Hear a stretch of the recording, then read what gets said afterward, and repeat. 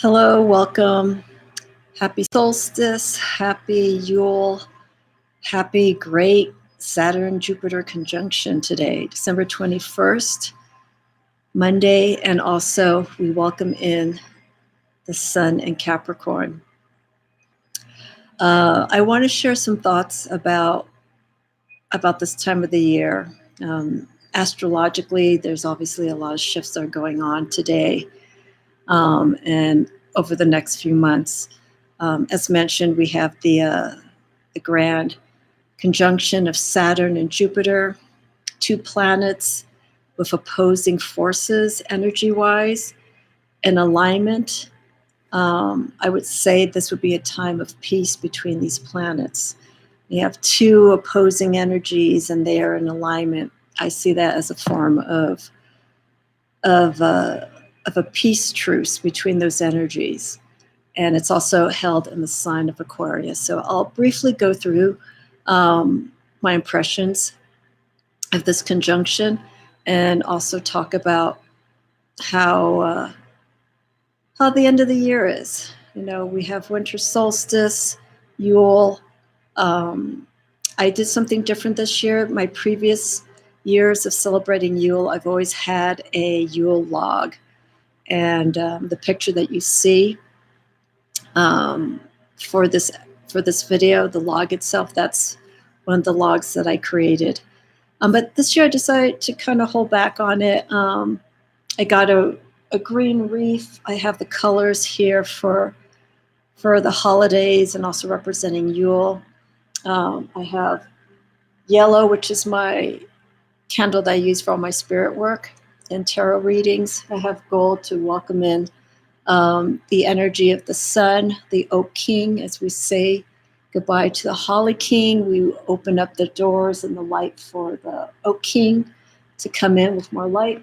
And I have green for Earth, for Mother Nature and her abundance and her natural wealth that we have. The only color, as you see, that is missing, and I have to bring this in with the roses, is a red candle.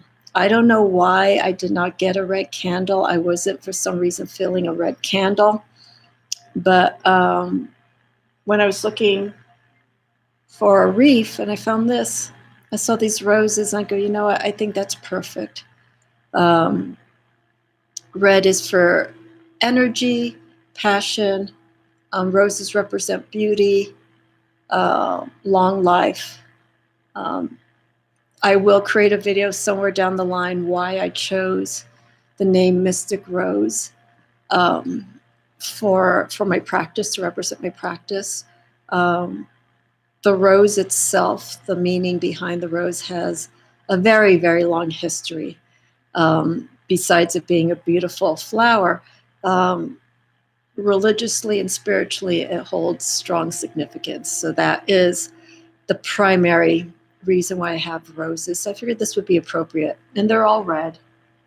I will show you. It's beautiful spray roses, and I love roses. And the other candle I have here is silver. And silver represents feminine energy and the intuitive, introspective side of who we are. So I have this candle representing our subconscious, our inner self, and the gold representing the energy that we put out externally. So I do this every year at Yule. I create a personal meditation for myself. And there's a book that I bought a few years ago that I really enjoy. It's a modern book. It's called Modern Witchcraft Guide to the Wheel of the Year. And this was a series. This is a series that was produced by Simon and Schuster. And this is created by, written by Judy Ann Knock, who is known on Instagram as Transistor, I should say, like Trans Sister. And I was looking specifically for a book that just went over, a general overview of the Wiccan holidays and a little bit of the history and tools that were used, gods and goddesses, different beliefs, and different meditations and different practices that you can use. And this book does. It's very simple. I'm not a big fan for textbook style of information. I rather focus on one specific subject and then choose a book accordingly for that, and then it focuses on that. But anyhow, this breaks it up into the different holidays. We go from Imbolc all the way to Beltane to Lughnasadh, and it also talks about the solstices and the equinoxes. And I go through this every year. I follow the seasons as they change.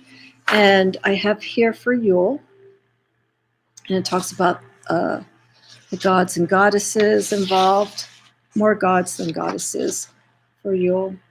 But I want to focus on an aspect that she has here of meditation. And I'm going to read a little bit from this, because she has 3.5 pages of different forms of meditations. They're all in paragraphs. So I will selectively read from these. I'm not going to read all of it because it's just way too much, but ones that just stand out to me. And these words are the ones that I feel represent to me the energy of Yule. So I want to discuss this first, a little bit about Yule, and bring in these meditative intentions. And then I'll go right into my thoughts about the conjunction with Saturn and Jupiter in Aquarius. Okay, so these are meditations that you can do yourself. And this is spontaneous. I didn't mark them. Okay. This is a brief description before she goes into the meditation. On the winter solstice, contemplate the beneficence of stillness and solitude. The work of the harvest is over. The change from fall to winter is apparent, and energy is conserved for days of growth yet to come. Observe the silent earth, the sleeping seed, and marvel at the lengthening of days. Use this meditation to put you in tune to the energies of the season, the need for reflection, and the power of awakening. I think that's perfect, because now we are moving from the time of being still into awakening. And winter's hard because winter is cold, and there's not that drive to do a lot of physical movement. Everyone tends to be more indoors at this time. But you don't have to take that action physically. You could take that action spiritually. Start writing down. Start creating intentions. We are just going from the waning season of fall to the waxing season into our winter months, and it gains until we go into the spring and summer. I feel the solstices are the apex of the waning energy, of the waxing energy of the sun. The sun at its strongest point, and now fall will be the time of its weakest point, where we are losing light. And now we are gaining light through the solstice. So I feel with the equinoxes, we have summer solstice being the high point, and then autumn equinox being the low point. Not that's the darkest time of the year, because that's today, but the point where the energy starts waning. And I feel that's in the fall months, during the autumn equinox. So here are a few meditations. Some are a bit long and I won't go into it. But just take this into your day, into this week of Yule and Solstice. As you exhale, you watch as your breath dissipates from your body as though it were a cloud, rapidly disintegrating against the night air. And with each breath, your spirit feels uplifted. You feel your ethereal energy rising with each inhalation. As you breathe out, you rise a little higher. Each time you complete the cycle of breath, your feelings of peace are augmented. Remember what she was writing, what Judy wrote here. This is the transition of energy from the need for reflection from our fall months to the power of awakening from winter into spring. Let's see what else we have here. You are one with the sensation of unity with the heavens. The stillness allowing you to direct your attention to otherwise unimaginable wonders. The darkness feels unending. Stars play with the particles in the atmosphere and reflect glittering brilliance.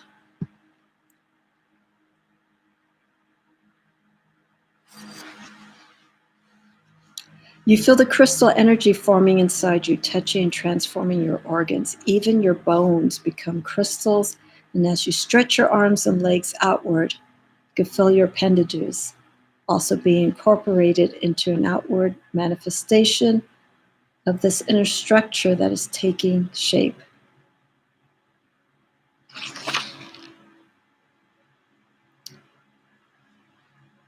The inspiring light of the sun begins to warm you, just enough that you begin to separate from your cloud-like crystal palace. You begin to drift independently, slowly spiraling downward to earth waiting below. And then I'll end it with this one. The light of the sun reflects brilliantly against the whiteness of the surrounding snow, if you're in that environment. The brightness is almost overwhelming. You return to your body and the realization that you are an integral part of the divine matrix, and that actualizing your utmost potential is entirely up to you. Anything that we do, this is of free will. We are responsible for our actions.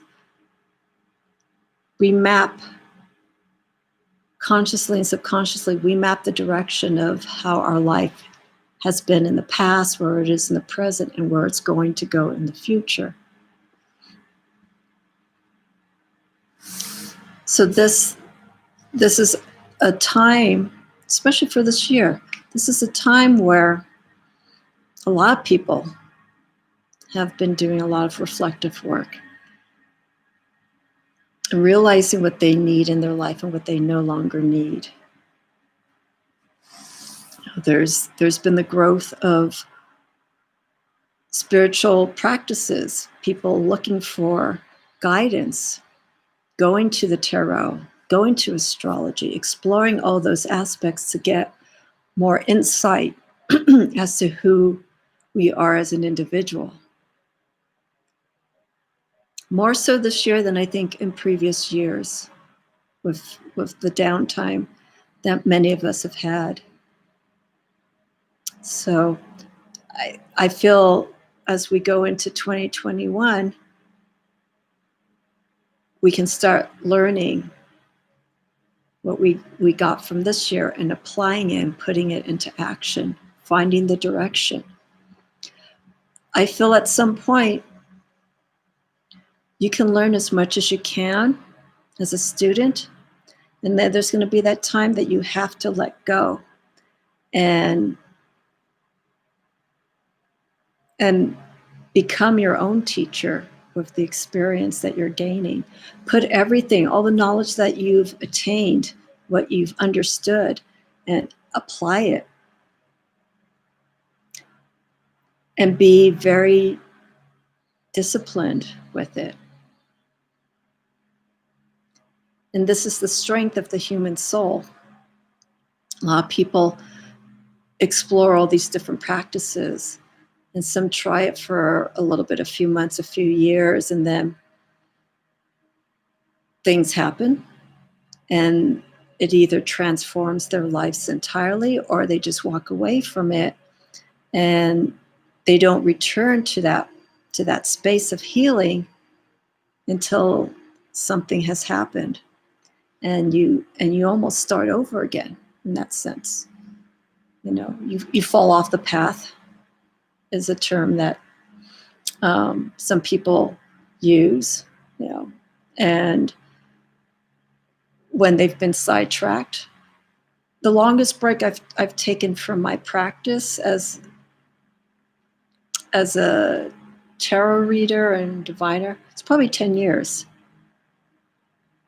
Because I realized at some point, I was also building a yoga practice. I realized at some point that I've already learned what I needed. Now it was time to apply it. So I took that almost 10 years off to explore, to apply all that, have the ups and downs, to learn from it. And you'll always be learning. You'll always be a student and a teacher at the same time, because you're sharing your experience with others. So this moves me to discuss about the conjunction that's taking place.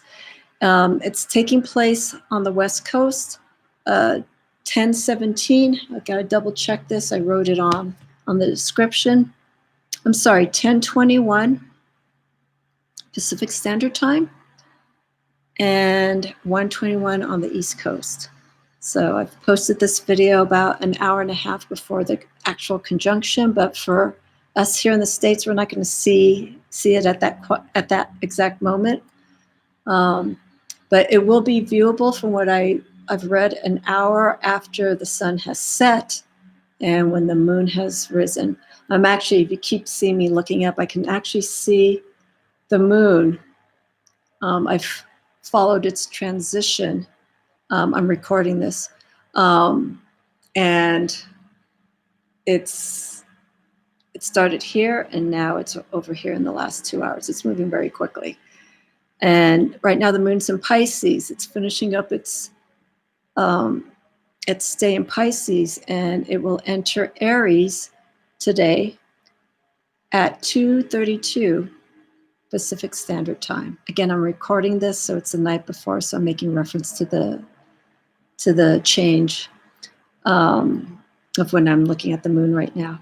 So I don't want to go too much into the moon in Aries because I want to focus a little bit on the conjunction. But we have Saturn, which is an earth element, earth influenced planet of grounding, discipline, authority, taking responsibility for our actions. And then Jupiter, being the expansive, fiery planet, high energy, optimistic, adventurous, having a philosophical approach towards life, looking way beyond the horizon. What's there? There's more to it than what we're seeing. And with the energies of those planets, opposing planets, and as we see, they're going to be 6 degrees, I believe, distance, which is very close. And that's where the premise of the Star of Bethlehem is coming in. Now, that phenomenon of these planets being so close that they look like they're going to form a star of some sort, we have to wait and see what's going to happen. I don't think that's going to actually take place. The last time it formed that shape, the Star of Bethlehem, if you will, the star energy was, I think it was 1240 or 1460. I'm getting these two dates mixed up in March of, I think, the 4th or 5th or 6th, 1240 or 1460. And that's when these planets were 1 degree from each other. So when you have two planets 1 degree, that's extremely close. So depending at the angle of that you're seeing these planets, it can look like they are complete alignment and they form that star. They form a glow, if you will. 6 degrees, it's not going to be quite aligned, but it should still be a wonderful sight. So as I mentioned at the beginning, I feel the alignment of these energies, fire and earth, is a moment of peace. And in the sign of Aquarius, I'll break down Aquarius very briefly. Freedom-loving, humanitarian. They're a fixed sign, so they're very steadfast in their beliefs. And as an unorthodox, some of their ideas are, they're visionaries. They see things that many people are just like, wow, that is quite off the wall. But somehow they are able to, Aquarians are able to just send that energy out and change the world in its own way. And it's very quick. You know, it's like the Aquarian energy, even though it's fixed, there is a lot of movement. Aquarius is also influenced by Uranus, which is a sign of sudden changes and, you know, quick movements and stuff. So things may be happening behind the scenes with the Aquarius signs. And then before you know it, it's right there. You know, we see something that's taking place that is shaping the way that we see things and how we perceive things. Aquarius is an air sign, so it involves thought, but visionary, long-term thoughts, things that will really change the way that we see things. And this is what we're going to bring into for 2021. And we've already started seeing shifts of change, at least here politically in the US with our recent elections. So we'll see. You know, this is, Americans came together and they wanted a change. A large majority did. It's the largest turnout of voters, I think, in the history of elections. I'm not certain, of US elections. So that's an indicator of change being made at that level. And so with Saturn, Jupiter, okay, remember we have 2 opposing energies. Aquarius sits well with Saturn. It's one of the other planets that Aquarius works to, because again, Aquarius is fixed. They're very firm in their beliefs. So we have a firm way of thinking, I guess. Once we have those thoughts formulated, once an Aquarius has those thoughts formulated, it's there. And it's manifesting and it's shifting, but it's there. No one else outside of their mind will change that. So that indication, that drive to get those ideas out, to get those beliefs out, is enhanced with the planet Saturn in Aquarius. Jupiter in Aquarius, that influence, I think is weakened. I feel is weakened with the strength of Saturn and also Aquarius's energy. Jupiter is a fire sign. Aquarius is air. Air fuels fire. And so all these characteristics that I've mentioned of Aquarius will create that movement, but it will also create a balance through Saturn's influence for Aquarius to get those thoughts, that steadfastness, that responsibility, you know, to having to get this out, to change. So for individuals who have Saturn, Jupiter in Aquarius, as of tomorrow at 10:21, when they can join, Now is the time to really start taking into account, what are these changes that you would like to see? It doesn't have to be at a grand level, but there are changes that it's like that statement, be the change that you want the world to see. How can we take the influence of Aquarius? Even if we don't have Aquarius, I have no Aquarius in my chart, but how can we take this influence and apply it to aspects of what we want to change within ourselves? We don't want to change others. You can't force that, but we can at least influence others in our own way by making these shifts, and then just putting it out, and it's just like, wow, that was incredible what just happened. And hopefully it will be for the benefit of yourself and for those around you. So we will see come the new year. But these will be gradual changes.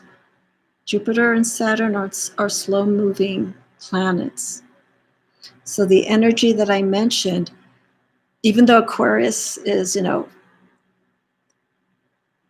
like sudden changes and whatnot, Uranus is not in Aquarius. Uranus is a sign that creates transformations very suddenly and out of nowhere. Saturn and Jupiter right now are the focus. And Uranus right now, I believe, is still in Taurus. And it's supposed to be moving. Let me see here. Yeah, it's in Taurus. I don't know when it's leaving that sign. And then from Taurus, Uranus will be moving into Gemini. But I don't have the full ephemeris for 2021 here with me just yet. So let's work with the energy that we have right now. We have Capricorn starting today, and it moves in. The sun and Capricorn moves in at 2:02 a.m. It's also the start of winter solstice in Yule. So Capricorn is ruled by Saturn. So Saturn's very prominent right now. Capricorn's influence deals with tradition, values, very focused, hardworking. Capricorn is a cardinal sign, so they are the initiators. They like to get things moving, and they are very stern in their ways. Even though it's a cardinal sign, it's not a fixed sign. Cardinal signs, again, are initiators. They get the ball rolling. Very dedicated. All the cardinal signs, again, once something is starting, they make sure, for the most part, that as it begins, everything is running smoothly. The only thing we have to be careful with Capricorn is there may be too much structure, maybe too rigid, and we need to have that space. Capricorn needs to allow the space for the movement of things if something was to change. Capricorn does not like change. They like things to be all set up. Again, a foundation, structure, something that is solid. Something comes in and changes it, it disrupts, obviously, the way things are moving. And it becomes a challenge that that Capricorns can overcome because they have that Saturn influence. But it's something that they really don't want, because that's more energy being used to go back and and fix things, but they'll overcome it. They want to just stay on the path and make sure everything is running smoothly. And there's no other detours that come into play. So Capricorn, we have starting today on the 21st, going to January 19th, and then from January 20th, we move into the sign of Aquarius. And also, I believe it's the 20th of January or January 21st here in the US. Our president-elect will now be president. And that's going to be, if I got the date correctly, the 20th or the 21st, the inauguration is going to be in Aquarius. So again, let's watch what's going to happen. But let's not get too overwhelmed and too anxious, okay? These shifts, like I mentioned, for Saturn, Jupiter, and Aquarius, they're going to be subtle. It's going to be slow moving. Even though Aquarius, again, they like all these sudden movements. These planets, Saturn and Jupiter, move slow. So the progress that we will be seeing will be there. It's going to be subtle. We need to have patience. We need to learn how to work and support the changes that are coming in,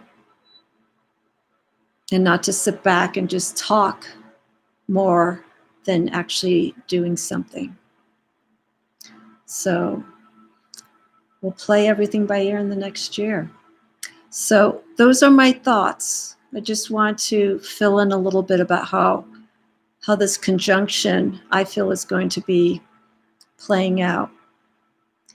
And it's not going to be anything, obviously, that's going to affect the Earth at a physical level. We're not going to have any tsunamis or earthquakes or anything like that, because Jupiter and Saturn does not affect the alignment of our planet Earth. So these are just energies that we're working with.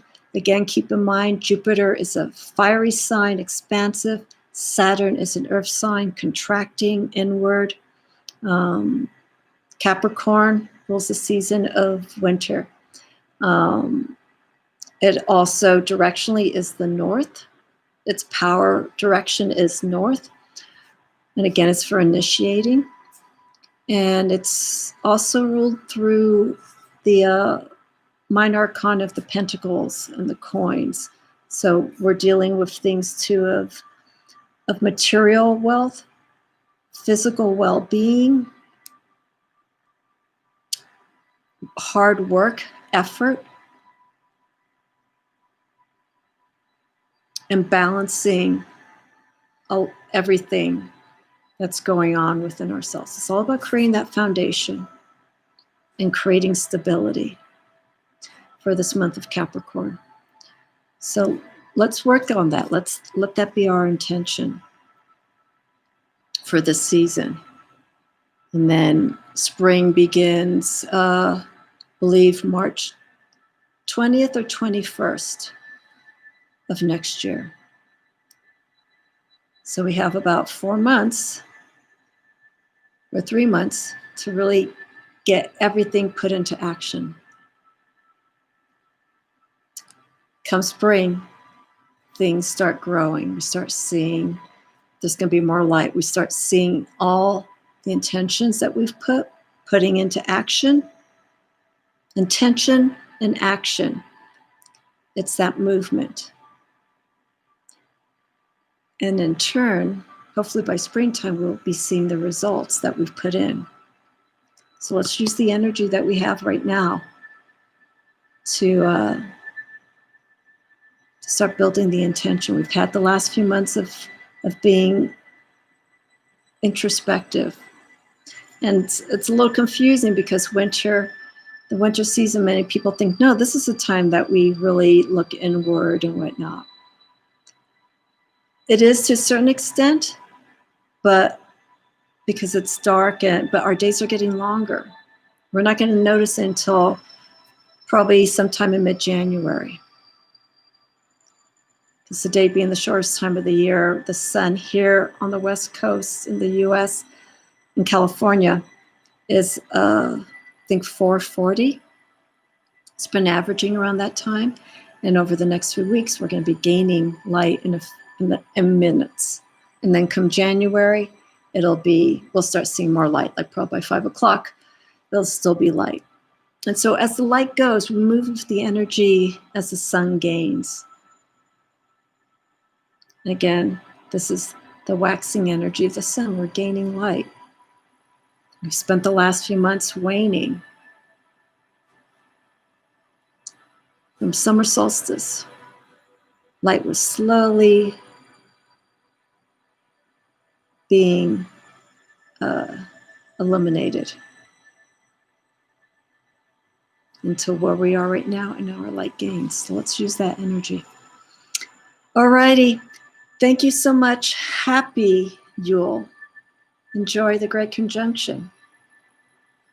Again, put out those thoughts. Make those changes that we need. Do something meditative today. It's an exciting day, as I mentioned, astrologically. But again, we're having these planets in alignment, opposing energies. So it's a time of putting conflicting energies, putting it at rest. Many blessings to you. And I will be back with another video soon. I just don't know when yet. Have a wonderful day, everyone.